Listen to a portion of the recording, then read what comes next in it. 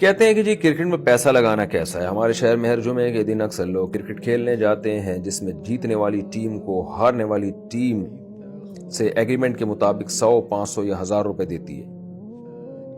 یعنی ہارنے والی ٹیم جیتنے والی ٹیم کو اتنے پیسے دیتی ہے. تو کیا جیتنے والی ٹیم کے لیے وہ پیسے لینا جائز ہوگا اگرچہ ان پیسوں سے صرف اور صرف کھیلنے کے سامان آتے ہوں؟ اگر دونوں ٹیمیں پیسہ لگاتی ہیں اور پھر جو جیتنے والی ٹیم ہے اس کو پیسہ مل جاتا ہے، ہارنے والی ٹیم کا پیسہ ڈوب جاتا ہے، تو یہ جوا ہے، حرام ہے، ناجائز ہے، چاہے اس سے کرکٹ کا سامان خریدیں یا کچھ بھی خریدیں.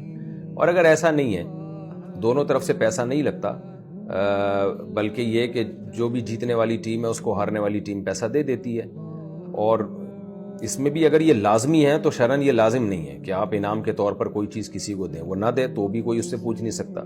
تو اگر لازم سمجھا جاتا ہے تو بھی غلط ہے، یہ جوا تو نہیں ہے لیکن ہے یہ غلط. اور اگر کوئی تھرڈ پارٹی دے رہی ہے، سوال میں تو یہ نہیں ہے کہ تھرڈ پارٹی دے رہی ہے، سوال میں تو یہی ہے کہ ہارنے والی ٹیم دے رہی ہے. خلاصہ یہی ہے کہ یہ غلط ہے. تھرڈ پارٹی دے انعام کے طور پہ تو پھر ٹھیک ہے.